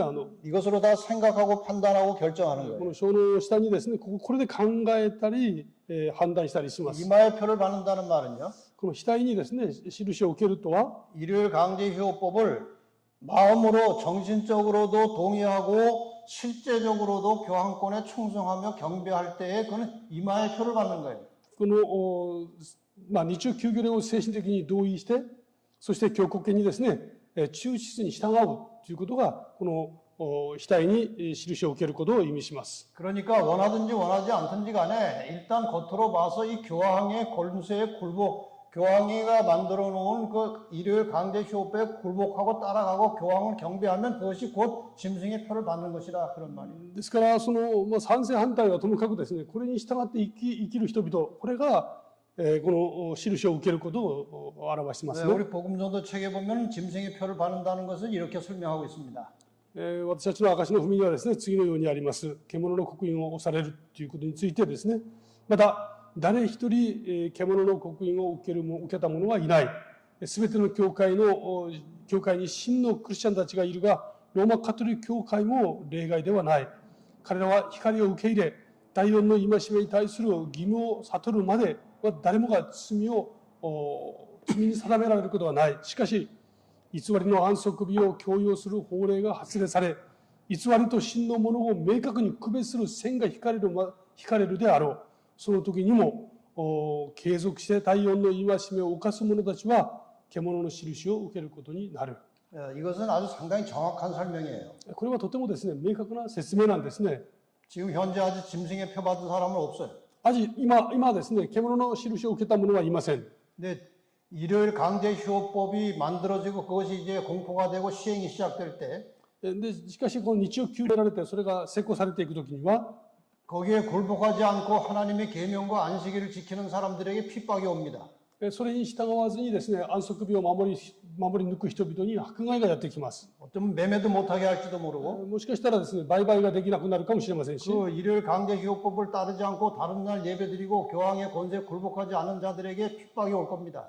その法律に従わずにですね、他の日に礼拝したり、この教皇の言葉に従わない人々に迫害がやってくるでしょ 온 세상 사람들의 이제 주목거리가 되는 거예요. う。そうなりますと、全世界の人々のですね、注目の的になりますね。 저 사람들은 왜 말을 안 들을까? あの人々はなぜこの言葉に従わないんだろうか。 왜 이 일요일 휴업법이 좋은 건데 왜 말을 안 듣냐? 그 말이에요. この日曜休業令って素晴らしい法律なのになんで逆らうんだろうか。 그런데 이유를 알고 보니까 하나님의 계명에 나오는 안식일을 지키기 때문에 거기에 굴복하지 않는다는 거예요. ところが理由を明らかにしてみるとですね、神様の御言葉に出てくる安息日に従うがためにですね、その日曜休業令に従わないことがわかるわけです。 이때 개신교계에 있던 많은 사람들이 그 안식일이 그렇게 중요한 것이구나 하고 이제 깨달음이 오는 사람들이 있어요. でその中にですそういう時にこのプロテスタント教会にいる人々が神様がおっしゃるこの安息日というのはすごく大事なものなんだなということに悟る人々が出てきます。 이렇게 되면 참 안식일과 거짓 안식일이 이제 딱 세상에서 구분이 되는 거예요. でそうすることによってですね、誠の安息日と偽りの安息日が明確に明らかにされます。 그러니까 모든 사람에게 그 선택할 수 있는 기회가 다시 한번 오는 거예요. ですから全ての人々にですね、どっちを選ぶかこの選択する機会が現れますね。 나는 안식일을 잘 모르고 있었는데 보니까 안식일이 맞구나. 그렇게 선택할 수 있어요. それまでには安息日ということの意味がよく分からなかったけれども、こういう意味があったんだなというふうに気づかされる時が来ますね。 지금 잘 몰라서 그냥 일요일에 예배 드리는 사람들이 많아요. 今はそういうことをよく知らないからですね、日曜日礼拝する人も多くいます。 제가 요즘에 이제 유튜브 방송을 하면서 일요일 교인들한테 연락이 많이 와요. 最近私がですね、この YouTube 伝道をしていますけれども、それを聞く日曜日に教会行く多くの人々から私の宛てに連絡が来ます。 저희가 공부해 보니까 이 안식일이 맞다는 거예요. 勉強してみたら、この聖書が言う安息日っていうことの意味が分かりました。 네, 안식일을 지켜야 되겠다는 겁니다. だったら私は安息日を守りたいと思います。 얼마 전에 이제 어떤 분이 연락했어요. いくらか前にですね、私に連絡が数日前に来ました。 자기는 천주교인이래요. カトリック教会の信者です。 자기가 가족들 다 천주교로 인도했대. 家族もみんなカトリック教会に伝道しました。 근데 666이 궁금하더래요. ところが666の言葉が知りたいと思いました。 그래서 유튜브에 들어가서 666을 친 거예요. そして YouTube に入ってですね、666と打ったんですね。 그런데 제 방송이 나간 거예요. ちょうど先生の放送がそこに出てきました。 들어보니까 성경적으로 너무나 맞아요. でよく勉強してみたら聖書と一致していくわけですね。 그래서 제 유튜브 방송 관계된 걸 많이 들었어요. それで先生のですね、その YouTube 関係、それと関連するものをたくさん勉強しました。 너무나 충격을 받은 거예요. そこで本当にショックを受けたんですね。 내가 그동안 잘못 믿었구나. 私が信じてたカトリックって一体何なんだろう。 그런데 이거 어쩌나 가족들이 다 지금 천주교인이고 내가 다 인도했는데 ところが家族は私がみんな伝道していたのにどうしよ 나라도 빨리 안식일을 지켜야 되겠다. う。まず私がしっかりしなきゃ。 그래가지고 얼마 전부터 안식일 예배 드리기 시작했어요. そして、もうすでにですね、この安息日に礼拝を捧げるようになりました。 그러니까 일반 개신교회도 이 몰라서 안식일을 몰라서 못 지키는 사람들이 많아요. ですから、この一般のですね、教会の中に、この安息日ということをよく知らない、その意味を知らないクリスチャンがたくさんいるわけですね。 근데 일요일 법령과 함께 안식일이 높이 올려질 것이고 많은 사람들이 보게 될 것이고 정말 신실하게 하나님 믿고자 하는 사람들은 안식일을 지키는 무리에 속하게 될 것입니다. で、日曜休憩令が出てきますとですね、その時初めてこの安息日を守る人々たちがこの表に出てくるようになりますし、この安息日の意味も明確にされてくるわけですね。そうすることによって多くの人々が改めてこの安息日の意味を知るようになります。 이렇게 안식일이 확실하게 드러났음에도 불구하고 계속해서 이제 일요일 날 예배를 고집하는 사람들이 짐승의 표를 받았다고 하는 거예요. このようにですね、安息日の意味とその聖書の大切なことが明らかにされているにもかかわらず、人々が安息日を守らない、 짐승의 표는 그때 받게 되는 것입니다. その人々がですね、初めて獣の印を受けることになります。 다시 한번 정리해서 설명하겠습니다. ちょっと整理をいたしますね。 계시록 13장 8절에 黙示録の13章8節です。 하나님의 구원받은 그 생명책에 이름이 기록되지 않은 사람들은 다 짐승에게 경배하겠다고 그랬어요. この神様のですね、子羊の命の書にその名が記されていない人々はすべて獣を拝むとあります。 교황에게 경배한다는 것이 무엇이냐? 구체적으로 이런 것입니다. この教皇を崇拝するとはどういうことかですね。 교황이 하는 말에 절대 복종하는 겁니다. 教皇の言葉に従うんです。 일요일 강제 휴업법에 굴복해서 따라가는 겁니다. そして日曜休業令に従います。 교황을 마치 하나님처럼 섬기게 되는 겁니다. で教皇をまるで神のように拝みます。 하나님의 권위보다 교황의 권위를 더 높여서 그의 명령을 따라가는 거예요. 神の権威よりですね、教皇の権威が勝ることになります。 마지막 자기의 생명을 교황에게 의지하는 거예요. 自分の命までもですね、そこに、こう委ねることになります。 이제 매매를 못하게 하고 이제 살 길이 끊어진 것처럼 보여요. 売買もできなくなってですね、生きる筋が見えなくなりますね。 살려면 그 말을 들어야 돼. 生きるためにはその言葉に従う必要がありますね。 그래서 자기의 마지막 목숨과 생명을 거기에다가 의지하는 거예요. で自分の命とですね、その大切な人生を委ねていきます。 그러나 하나님의 백성들은 그 생명을 하나님께 의지합니다. しかし神の民はですね、その命を神様に委ねます。 아무리 위험하고 위급하고 다급해도 하나님만 의지하고 사는 사람들이 마지막 남은 자손으로서 승리자가 되는 것입니다. 非常にその損害を受けて窮屈な立場になってもですね、神様にその自分の人生を命を委ねる人々、この人々が真の残りの民と言えます。 여러분 마지막 때 어떤 시련과 환난이나 핍박이 와도 끝까지 하나님의 계명에 충실한 재림 성도가 되시기를 바랍니다. このような状況をですね、知っている皆様はですね、最後まで必ず信仰を貫き、勝利を勝ち取る皆様でありますようにお祈りいたします。 네, 666이라는 게 무엇인지 설명을 하고 이제 마치겠습니다. 666というのが何かをですね、説明申し上げて終わりにしたいと思います。 이 666에 대해서 성경이 뭐라고 말하느냐? 666を聖書は何と説明しているでしょうか。 네, 한번 읽어보세요. ちょっと読んでいますね。18節、13章の18節ですね。ここに知恵が必要である。資料のあるものは獣の数を解くがよい。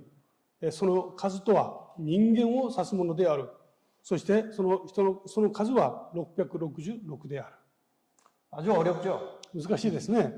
여기 짐승의 표가 있고 獣のですね、印という言葉がありますね。 짐승의 표는 또 다른 말로 짐승의 이름의 수라고 돼 있고 この獣の印というのはですね、獣の名前の数とありますね。 이건 또 사람의 수인데 これはですね、また人間の数ですね。 666이다 이렇게 돼 있어요. そして666だとあります。 지금 이 666을 제대로 이해하려면은 앞에 설명된 이 교황이 어떤 존재인지 이 교황권에 대해서 충분히 이해를 해야 666을 알 수 있어요. で、このことをですね、正しく理解するためには、教皇がどういう存在なのかを正しく理解する必要がありますね。 근데 666이 실제 수인지 상징 수인지 그것도 이제 혼란스러운 거예요. で実際ですね、666というのが、あることを実際にある実質なのか、あるいは何かを象徴するものなのかということを知ることも大事です。 그런데 제가 이제 연구를 해보니까 666을 상징적으로 하든지 실제 수로 하든지 결론은 똑같아요. で、私はこれをちょっと研究してみました。で、研究してみましたら、どっちであってもですね、結論は同じだったんですね。 예, 이걸 실제 수로 해석하는 사람들은 그 짐승의 이름의 수, 교황권의 이름의 수를 가지고 이제 666을 만들어요.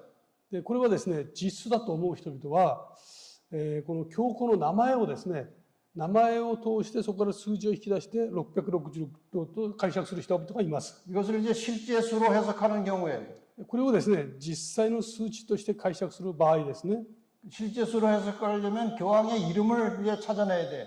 で、これを裏付けるためには教皇の名前をですね、解く必要があります。 이 교황들이 사용하는 실제적인 그 공식적인 이름이 하나 있는데 그것이 하나님의 아들의 대리자라는 거예요. 教皇たちがですね、実際に使っている公の名前が一つありますね。それは神の子の代理者という名を持ちます。 이것이 교황들이 사용하는 이름이에요. これは教皇たちが使う名前ですね。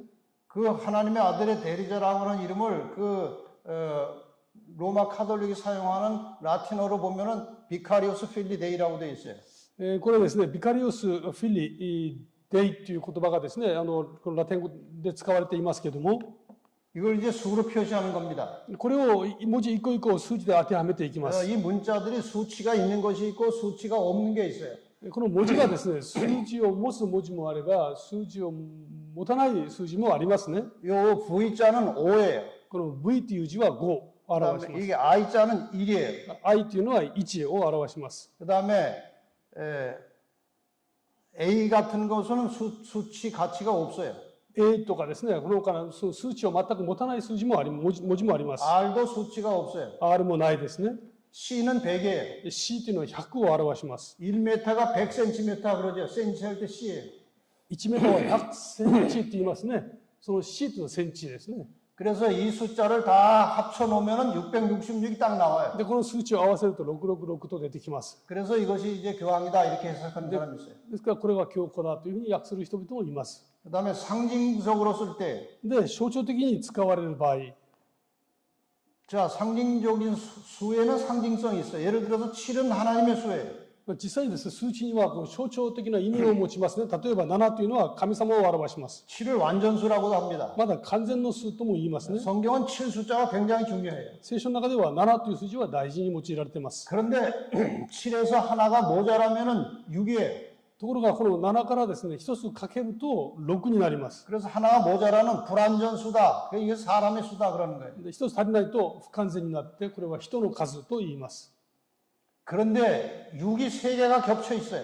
ところがこの6がですね、3つ重なっていますね。 근데 이 3이라고 하는 것이 무슨 의미를 갖는가 하면은 ところがこの3というのが持つ意味はですね、 완전, 완성, 연합, 협력 그런 의미를 가지고 있어요. 完全、完成、連合、協力という意味を持ちます。この3という数字がですね。 그러니까 불완전한 수, 인간의 수 6이 3개가 모였다는 거예요. ですから、この不完全な人間の数が3つ集まったということを意味します、ね。 상징적으로 이렇게 풀 수 있어요. でこれは象徴的に解きますと、 불완전한 인간들의 세력과 연합해서 하나님을 대적하는 교황권을 상징하는 것이다. 이렇게 결론이 나와요. 不完全なですね、人間たちの数字、これを合わせてですね、完全な神様に敵対する教皇権を象徴する。 그 다음에 이제 중요한 것은 이것입니다. 이것을 제가 요번에 새롭게 공부를 하다가 찾아냈어요. そして3つ目ですね、これを新しく見出したものなんですけども、 이 666을 제대로 이해하려면은 교황권과 이 로마 교회의 정체와 뿌리를 우리가 좀 알아야 돼요. この666を正しく理解するためには、教皇権とローマ教会の正体と本質を理解する必要がありますね。 이 로마 교회 탄생 배경을 잠깐 설명드리겠습니다. ローマ教会のですね、誕生の背景です。 272년에서 337년 사이에 로마의 황제가 콘스탄틴이었습니다.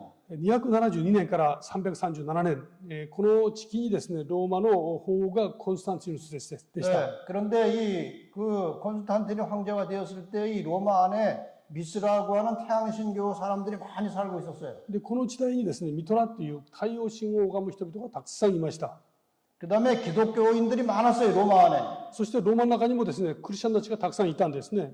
그래서 이 콘스탄틴이 이걸 어떻게 하나로 합칠까 그런 생각을 한 거예요. で、コンスタンシヌスがですね、この2つをどうしてこの一つにすることができるだろうかって考えたんですね。 근데 기독교가 조금 더 나은 것 같아, 자기가 볼 때. ところが、こう見たときにですね、キリスト教の方がこう統一性があったんですね。 그래서 312년에 자기가 기독교로 개종했어요.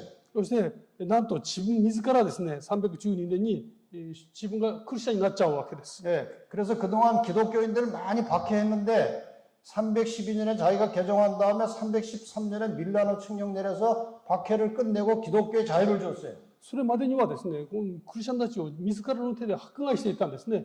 ところがこれを一つにするために自らが312年にクリスチャンになって、そして313年にですね、ミラノ勅令を発令します。 그랬더니 기독교가 핍박을 받을 때는 막 연합이 되어서 더 막 투쟁을 하고 교회가 든든해졌는데 자유를 주니까 교회가 다 느슨해지고 타락해버렸어요.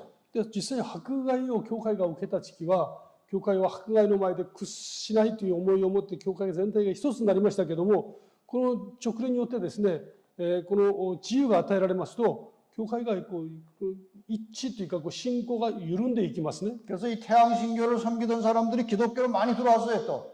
で、実際この時ですね、この太陽神を拝む人々が、たくさんの人々がキリスト教の中に入ってきました。 근데 태양신교는 어느 날에 예배드리는가 하면은 일요일 날 예배드려요. ところがこう太陽神を拝む人々はですね、日曜日に礼拝するわけです。 썬데이지요, 썬데이. サンデーですね。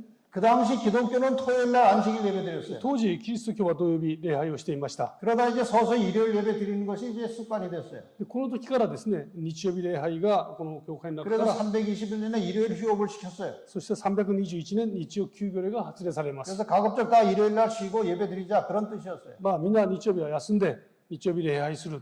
기독교 신은 하나님이었어요. このキリスト教の神様はキリスト教の神はこう我々の神様ですね。 토요일 날 예배를 드렸죠. 土曜日礼拝しました。 그 다음에 태양신교는 일요일 날 예배 드리는 거예요. で、この太陽神はですね、礼拝日が日曜日です。 그런데 이 태양신 섬기는 사람들이 교회로 많이 몰려왔어요. 太陽神を拝む人々が大勢キリスト教の中に入ってきました。 그래가지고 이 교회 안에 태양신 섬기는 사람들이 많이 몰려 들어와가지고 수가 더 많았어요, 그 사람들이. で、この太陽神を拝む人々が教会の中にたくさん入ってきて、こっちの方が数がはるかに大きくなってきたんです 그래서 ね。 기독교가 타락하기 시작하고 이방 종교들이 들어오고 막 뒤섞이면서 교회는 이방신들이 함께 섞여서 공존하는 아주 복잡한 상태가 됐어요. で、この時ですね、教会の中にはあらゆる違法の教えが入ってきて、教会が非常に混乱するようになりました。 거기서 이제 카톨릭 교회가 만들어진 거예요. その中からカトリック教会が作られたんですね。 카톨릭 교회는 이렇게 만들어진 겁니다. カトリック教会がこのようにして生まれたんですね。 자, 이제 그림을 하나 봅시다. 絵を一つ見てみたいと思います。 이 카톨릭 교회의 문제는 교황 개인이나 신자들의 문제가 아니에요. このカトリック教会の問題はですね、教皇一人やあるいは信者たちの問題だけでの問題ではありません。 이 카톨릭 안에도 마지막에 진리를 깨닫고 구원받을 사람들이 얼마든지 있습니다. カトリック教会の中にもですね、終わりの時代にこの真理に気づき救われるべき人々がたくさんいるはずです。 문제는 이 카톨릭의 이 태생적인 문제예요. 問題はカトリック教会のこの誕生の背景が問題ですね。 잘 들어보세요. 카톨릭이 어떻게 만들어졌는지. このカトリック教会がどのように作られたかを知りたいと思います。 이제 로마에 기독교가 있었고, 最初ローマの教会がありましたね。 그 다음에 이방신교가 있었어요. そして違法の宗教が多くありました。 거기다 로마 제국이 있었어요. そこにローマのですね、帝国があったんですね。 그러니까 여러분 천주교는요, 기독교하고 태양신 이방신교하고 로마 제국이 이렇게 한꺼번에 섞여져 가지고 카톨릭이 만들어진 거예요. ですからこのカトリック教会はですね、教会と違法のこの太陽神を含めたたくさんの宗教と、そしてローマ帝国の力、これが合わさって作られたんですね。 그래서 이 카톨릭의 모든 시스템과 제도는 로마 제국의 옛날 그 정치 조직하고 똑같아요. ですからこのカトリック教会のですね、運営の仕方というのはローマ帝国の力と全く同じです。 그 다음에 이방 종교의 풍습들이 카톨릭 안에 많아요. その中には違法の風習とかというものがいっぱい入ってきてますね。 뭐 마리아를 신으로 하는 거나, マリアを神として拝んだりですね。 그 다음에 일요일에 예배 드리는 거나, 日曜日礼拝しますね。 크리스마스, クリスマスもそうです。 부활절, 復活祭もそうです 이게 ね。 다 이방 종교에서 들어온 것들이에요. 태양신 섬기는 これ 종교예요. が全部ですね、この違法の宗教から入ってきました。 그래서 카톨릭은 이런 종교에서, 이런 배경에서 탄생한 종교이기 때문에 이 카톨릭은 태양신하고 아주 가까워요. ですからこのカトリック教会はこのような形で生まれましたので、太陽神ととても親しいんですね。 그래서 이렇게 태양신에 가까운 종교로 탄생했기 때문에 성경대로 신앙하는 기독교 성도들을 박해하는 거예요. ですからこの太陽神と非常に近いので、聖書の言葉通りに信仰を保つ人々はですね、やがて迫害の対象になっていきま 한 すね。 가지 증거를 제가 실제로 보여드리겠습니다. 一つですね、その実例を申し上げたいと思います。 여기 이제 이집트에 오벨리스크라는 게 있어요. これエジプトにありますオベリスクですね。 이 오벨리스크라는 것은 이집트에서 태양 숭배의 상징으로 만들어 놓은 기념비가 이 오벨리스크예요. この記念の塔ですね、これは太陽神を拝むことを象徴する記念として作られました。 그런데 이 오벨리스크를요, 그대로 이집트에서 만들어진 오벨리스크를 정말 얼마나 기술이 좋은지요. 이걸 그대로 하나 옮겨다가 교황청 앞에다가 세워놨어요. ところがこれをですね、全く同じようなものをこの教皇庁のですね、真ん中に作って建てて置いていますね。 여러분이 교황청 이 바티칸 성베드로 성당 앞에 가면은 이 오벨리스크가 하나 서 있어요. 実はバチカンのですね、このパウロ聖の教会の前に行きますと、このオベリスクがそこに同じものが立っています。 그런데 저 꼭대기를 보시면요, 십자가처럼 뭐가 하나 보이죠? ところがこの上を見ますと、この十字架のような丸いものが見えますね。 거기서 가까이서 보면 이렇게 생겼어요. で近くから見ますと、このような形になっています。 저 중에 중간에 있는 게 광채 이렇게 뾰족뾰족 튀어나온 것을 성광이라고 그래요. 성광, 거룩한 광채라 그 말이에요. ところがですね、この真ん中にこのなんかこう星のように出張っているそれをですね、聖なる光と言います。 옆에 이렇게 표시들이 다 나오는 거는 이건 태양신을 상징하는 거예요. で、この星のようにピクピク出ているのはですね、トゲのように出ているのはこれは太陽神を象徴するものなんですね。 이게 이제 태양신의 하나의 심볼이에요. 今見ていただいているのが太陽神のシンボルです。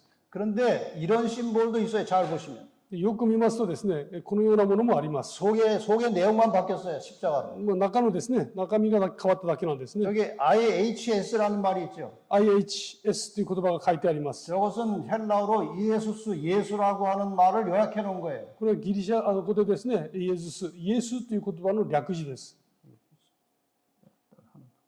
예, 저 예수라고 하는 말을 요약해서 써놓는 것이 저 IHS가 예수라는 뜻이에요. このイエスという言葉をですね、略して書いた IHS ということはイエス様ですね。 태양신하고 예수를 섞어 놓은 거예요. 太陽神とイエスをこのちょうど混ぜて作ってあります。 그래서 이 로마 교회 성당에 가보면은 이런 표시들이 많습니다. で、ローマ教会のですね、カトリック教会行きますと、このようなものがたくさんあります。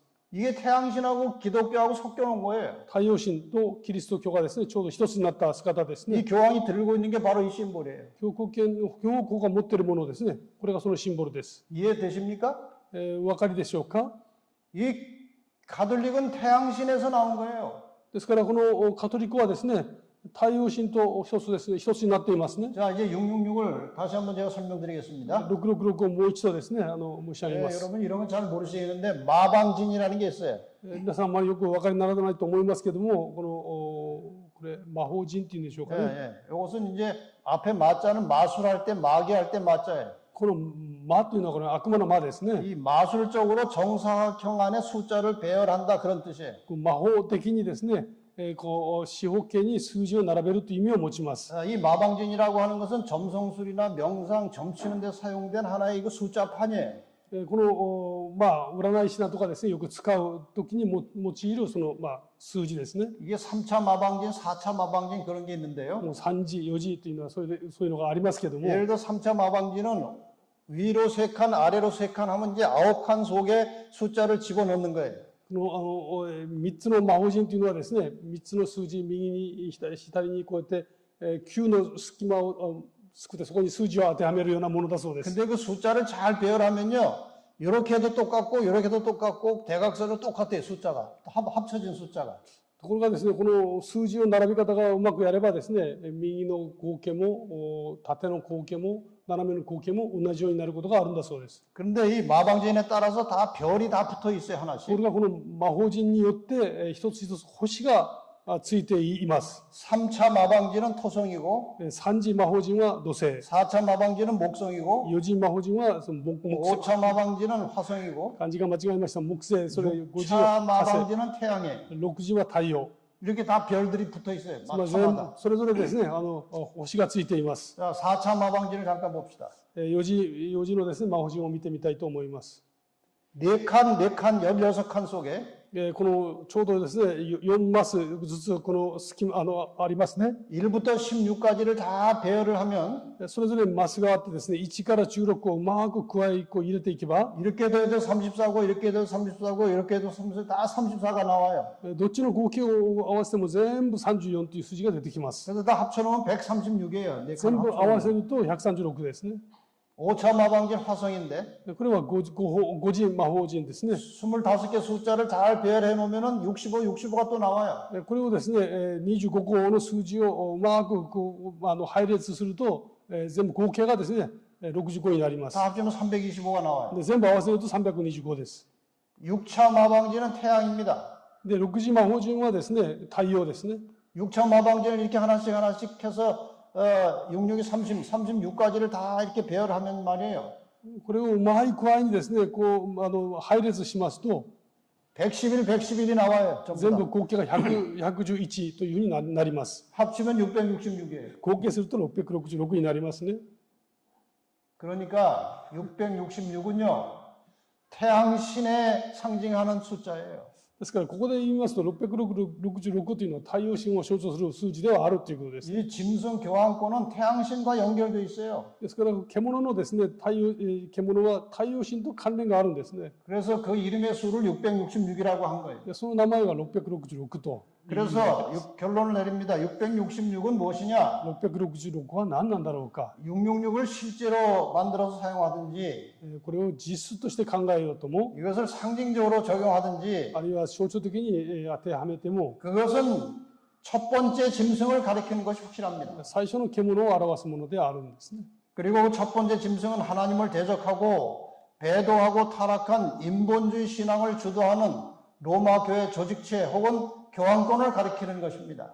そしてこの第一獣はですね、神様に敵対する。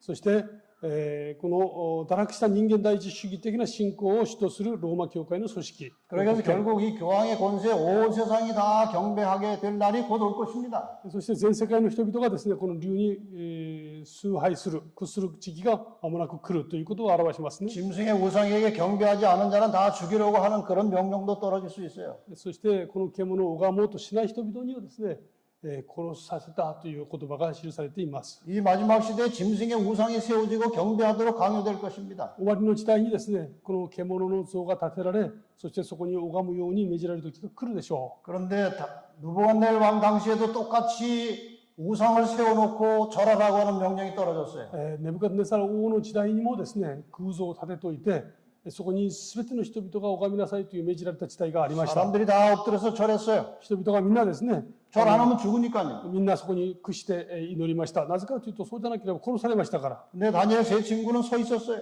ダニエルの3人の友人は立っていました。 왕한테 잡혀갔어요. 王に捕らえられていったんですね。 왕이 이제 다시 한번 기회를 주려고 합니다. 王はですね、もう一度機会を与えます。 왕이 우리를 풀불에 집어넣으면 하나님께서 우리를 건져내시고 그리 아니하실지라도 우리는 절 못합니다. 王様、私たちがその火の炉の中に投げ込まれても神様は私たちをお救いになることができます。 왕이 화가 나서 그냥 불을 7배나 뜨겁게 했어요. たとえそうじゃなくてもそれに屈することはしません。 그거 풀불에 집어넣었어요. 王はですね、彼らを火の中に入れちゃいました。 셋을 집어넣는데 넷이 왔다 갔다 하는 거예요. 3人入れましたけども、その中にいるのは4人なんですね。 예수님 옆에 계셨어요. 人の子がそこにおられました。 보호하신 것입니다. 彼らを守ったんですね。 왕이 드디어 고백합니다. 王は告白します。 하나님 밖에는 다른 신을 섬기지 아니하며 그에게 절하지 아니하는 종들을 구원하셨도다. 神様はですね、神以外のものに仕えたり拝むことをしない拒否した人々を救い出した。 이 마지막 시대에 짐승의 우상이 다시 세워질 것이에요. この終わりの時代にですね、獣の像が立たれるでしょ 모든 사람들이 그에게 굴복해야 될 때가 올 것입니다. う。多くの人々が、全ての人々がこの前で屈しなきゃならない時代が来ると思います。 굴복하지 않으면 죽을 수도 있어요. それに従わなければ命を奪われることすらあるでしょ 다니엘 세 친구가 그 경험을 한 것입니다. う。ダニエルの3人の友人はまさにそれを経験したんですね。 네, 다니엘 세 친구가 목숨을 걸고 거기 경배하지 않았어요. しかし命を懸けて屈しませんでした。 풀불 속에 들어갔어요. 投げ込まれたんですね。 주님이 보호하셨습니다. 主が守られました。 마지막 때도 마찬가지예요. 終わりの時代も同じことが起きます。 온 세상이 교황의 힘에 굴복할 수밖에 없는 때가 옵니다. 終わりの時代にですね、すべての人々が教皇の力に屈しなければならない時代が来るでしょう。 여러분 그런 일이 벌어질 때 다니엘 세 친구처럼 굴복하지 않고 하나님을 의지하시기 바랍니다. そのような時が来ましたならばですね、ダニエルの3人の友人のように神様に頼る皆様になることを願っています。 하나님께서 우리를 지켜주실 것입니다. 神様は必ず守ってくださいます。 하나님께서 우리를 구원하실 것입니다. 神様が救い出してくださいます。 여러분 이렇게 해서 하나님 의지하고 하나님 안에서 승리하는 마지막 성도들이 되시기를 바랍니다. このようにですね、神様に頼り、神様の中で勝利する皆様になることを心から願っています。 기도하고 마치겠습니다. お祈りをして終わりにいたします。 하나님 아버지 감사합니다. 神様、大事な真理を感謝いたします。 이렇게 예언을 통해서 우리가 닥칠 일까지 자세하게 가르쳐 주셔서 감사합니다. 預言の言葉を通して終わりの出来事を映してくださって感謝いたします。 이 마지막 때를 대비해서 우리 모두가 다 준비하게 해주시고 この終わりの時代に良き備えをなすことができますように。 하루하루 굳건한 믿음을 가지고 하나님 말씀에 즐겨 순종하는 성도들이 되게 하여 주시옵소서. そして神様の御言葉に従って真理の道を守り抜く皆様でありますようにお祈りいたします。 이 마지막 시대에 어떤 시련과 어떤 핍박이 올지라도 굴복하지 말게 하시고 この終わりの時代に観覧とまだ迫害があろうともそこに屈することがないように導きください。 그 짐승의 우상에게 경배하지 않도록 지켜주시고 そして聖書が言う獣のこの印を受け獣に屈することがないように助けてください。 다니엘 세 친구처럼 우리를 구원하여 주시옵소서. この3人の友人のように勝利を得ることができますように助けてください。 예수님의 이름으로 기도합니다. イエス・キリストの皆によってお祈りいたします。 아멘. アーメン。